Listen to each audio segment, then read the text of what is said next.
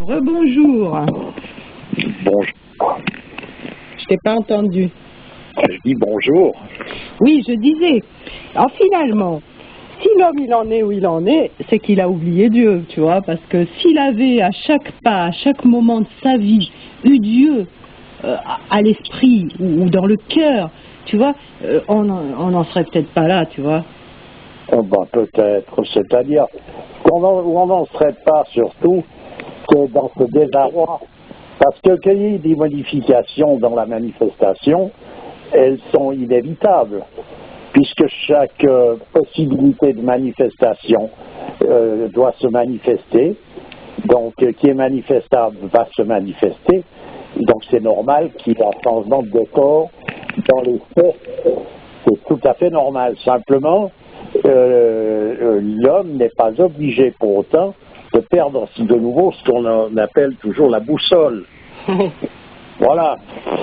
Il faut qu'on fasse, effectivement, on peut le faire de manière à conserver cette boussole. Un métier, c'est un fil d'Ariane qui permet de traverser un labyrinthe, une occupation. Ça fait partie de ça. Autrement, si c'est pas ça, c'est quelque chose qui est là pour distraire, un travail qui est là pour distraire.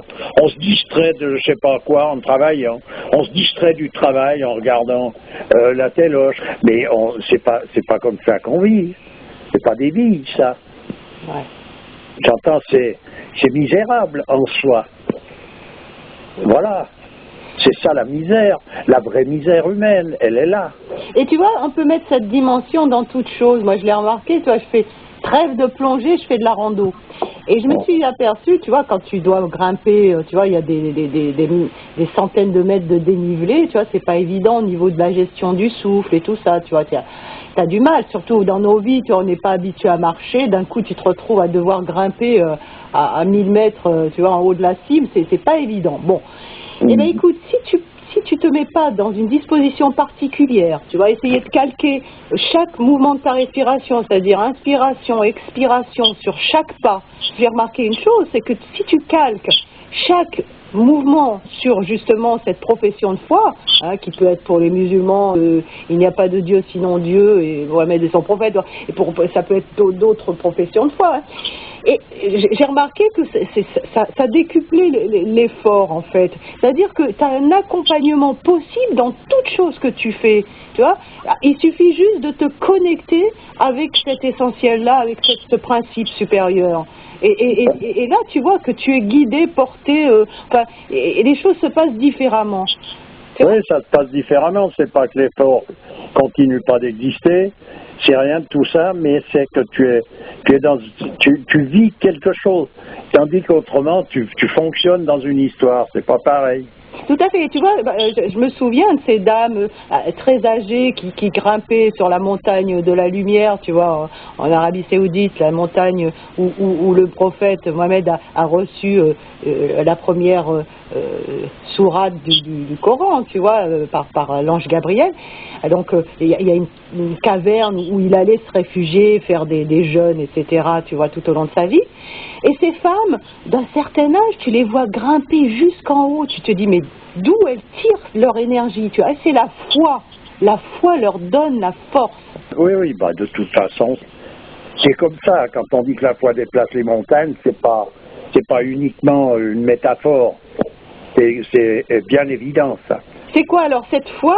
Cette foi, c'est le fait de reconnaître un principe supérieur qui fait que ça te donne une énergie qui vient d'ailleurs. Si on veut, c'est une forme de soumission. Quand on a des instants dans une existence, des moments dans sa vie, un saint, il est dans cette position d'une manière continue. Mais pour nous, ce qui peut arriver, dans les bons cas, c'est qu'on ait tout d'un coup dans notre existence des moments où on est effectivement dans un état qu'on peut appeler comme on veut. On peut l'appeler de connexion avec quelque chose qui nous est supérieur, etc. Ou j'appellerais moi ça une forme de soumission. On le voit quand on part en pèlerinage, pour quelqu'un qui part en pèlerinage. Tu vois, tout disparaît, la peur des choses, parce qu'il y a des dangers réels. Quand tu vas faire un trajet, il y a des dangers réels. C'est pas simplement quelque chose qui est fictif ou bien... Tu vois, il y a un moment donné dans sa vie, on n'a plus la force pour combattre je ne sais quoi, mais on est porté de manière, en quelque sorte, tout ça disparaît. Voilà, donc c'est qu'à un moment donné, tu es sur un autre plan, tu vis les choses sur un autre plan, et puis les choses se passent comme elles doivent se passer, et puis voilà, mais n'était pas focalisé sur le petit bout de la lorgnette comme on le fait d'une façon générale. Oui, alors le pouvoir de la foi, ou de l'esprit, on va dire, le pouvoir de l'esprit, il ne peut être que s'il est en connexion avec ce principe supérieur, ou alors, on sait que Dieu a donné du pouvoir au diable, on peut aussi trouver ce pouvoir dans des principes inférieurs, n'est-ce pas? Oui, oui, oh ben, il y a toujours la caricature du modèle d'origine original, bien sûr. Ouais. Bien sûr, mais il y a un moment donné où ça se voit, on en a déjà parlé, c'est que ça ne peut pas être autrement que grotesque à partir de là. Oui, voilà. Donc il y a toujours cet aspect grotesque qui apparaît à un moment donné, qui donne l'indication. Ouais. Voilà, c'est ça. C'est ce qui arrive d'ailleurs dans les élucubrations de certains chercheurs actuels qui partent dans des décors impossibles en étant sûrs de tenir le bon bout. Mais en réalité, s'ils ouvrent tout d'un coup les yeux, ils voient bien l'aspect grotesque de la situation à laquelle ils sont en train de se raccrocher. Ils le voient ou ils le voient pas, hein, parce que c'est pas évident. Oui, bon, il faut évidemment, bien sûr, mais ça c'est comme toujours. Il n'y a pas besoin de beaucoup. Il suffit juste d'ouvrir un peu les yeux, quoi. Ouais. C'est pas énorme pour voir ce côté grotesque. Parce que la folie de l'homme le conduit quand même à être vachement aveugle, hein, quand tu vois tout. Il y a des gens quand même qui envisagent cette possibilité, mais archi grotesque, de faire du clonage. Quand tu réfléchis 5 minutes, c'est quand même des choses impensables. Ben, sûrement, ça ne peut être pensé que dans des conditions justement de subversion. Parce qu'évidemment c'est impensable et c'est irréalisable dans le sens où quelqu'un pourrait rêver de ça. C'est une impossibilité parce que la nature en elle-même n'est pas en accord avec ce genre de possibilités-là. La preuve, c'est que de toute manière, aussi loin puisse-t-il aller, il y a toujours un moment, un hic, où ça va pas, tu vois. On l'a bien vu, tu vois, ils ont fait des clonages d'animaux, etc. À un moment donné, ils s'aperçoivent bien que ça ne tient pas la route. Non, et ça ne tient pas la route dès le départ. Mais ça, c'est ce départ sur lequel il faudrait rester quand même à peu près au clair.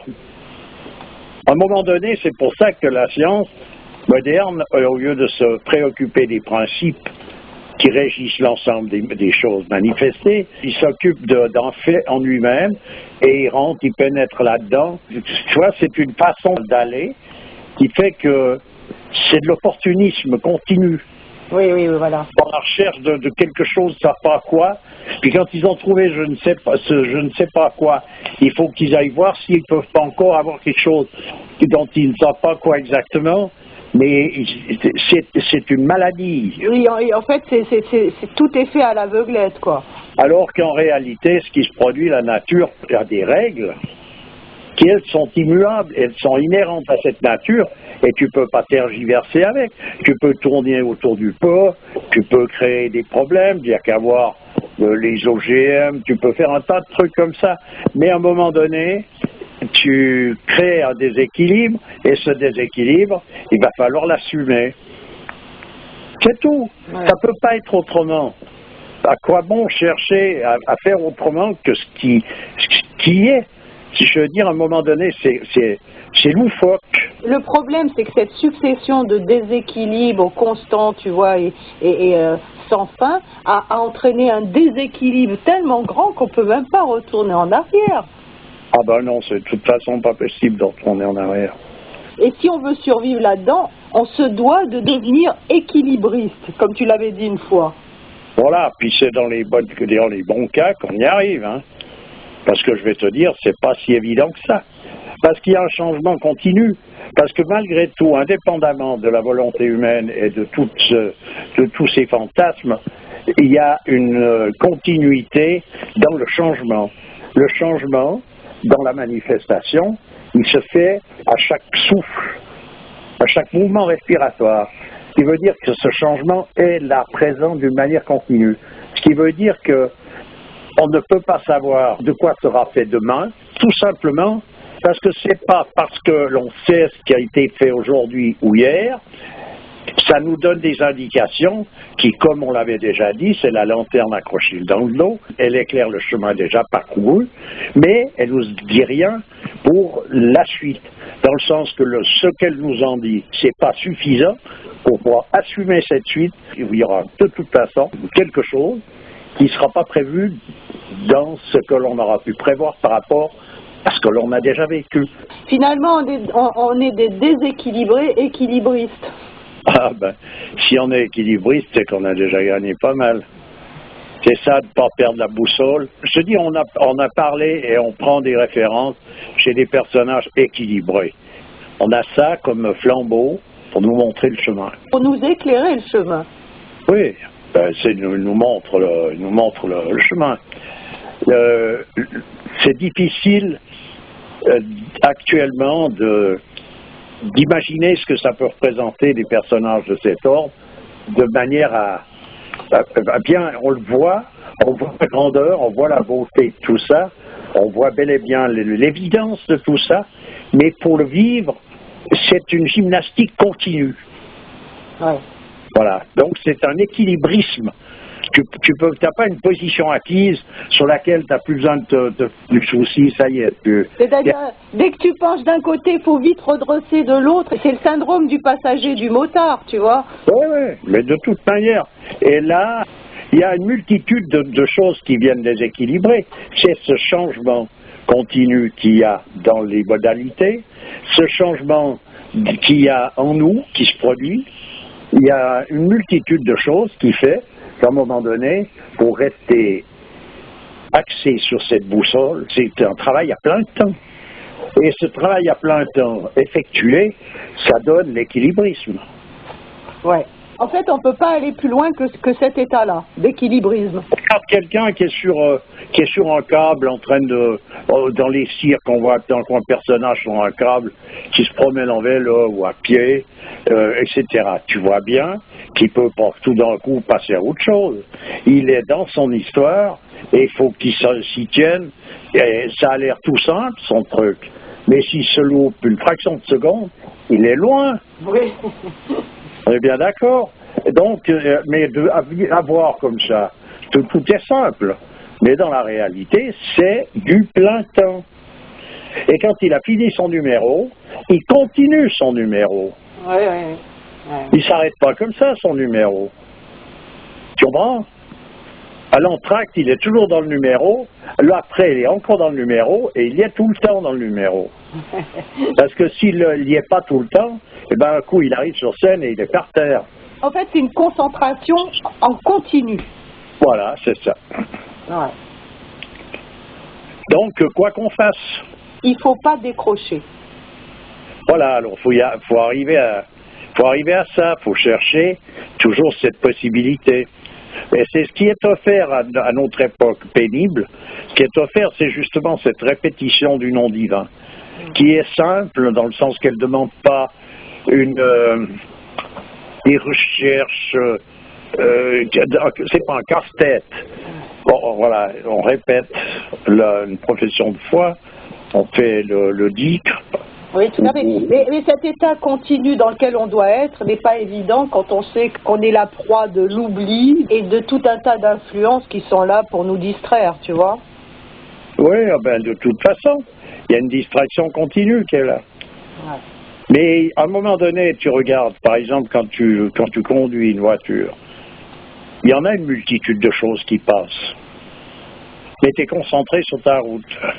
Oui, c'est sûr. Tu fais attention, tu dois faire attention à tout. À présent, indépendamment de l'attention que tu peux avoir, il y a une multitude de choses qui passent devant ton champ de vision, que tu captes plus ou moins, mais tu restes concentré sur ta route au lieu de te laisser embarquer dans tout ce qui t'apparaît tout d'un coup. Ça, c'est une bonne métaphore, tu vois. On doit conduire notre vie comme on conduit notre voiture. C'est pas tout à fait comme ça, mais disons que là, on sait pourquoi on fait ça et qu'on est plus attentif d'une façon générale. C'est parce que ça représente un certain danger. On est conscient du danger. En l'occurrence, quand tu conduis, tu le vois, le danger, c'est immédiat. Tu le sais, tu le sens, tu le vis parce que tu roules à une certaine vitesse. Tu sais très bien que si tu lâches le volant, il y a une plantée qui se fait. Tu n'as pas besoin de tergiverser pour te poser la question, oui, mais est-ce que... Non, il n'y a pas de oui, mais est-ce que... On y est là, on le voit. Donc, on agit en conséquence. Quand tu conduis ton existence et que tu dois aller à un but qui correspond à la finalité de l'homme, actuellement, on nous a enlevé cette conscience du danger que représentait la distraction. Oui. Donc, on va comme quelqu'un qui conduit sa bagnole, puis qui lui, de toute façon, d'un coup, il lâche le volant, il va pique-niquer derrière, et sa voiture est à 120, c'est pas un problème, quoi. Tu vois? Ouais, tout à fait. Parce qu'il a perdu la notion. On a perdu cette notion. C'est ça, la folie dans laquelle est rentrée l'humanité, qui l'a fait œuvrer à sa destruction. On en a déjà parlé, mais la revoilà qui apparaît sous cette forme. Ok, écoute, très bien, je te remercie bien. Toujours avec plaisir. Et puis à bientôt. À bientôt.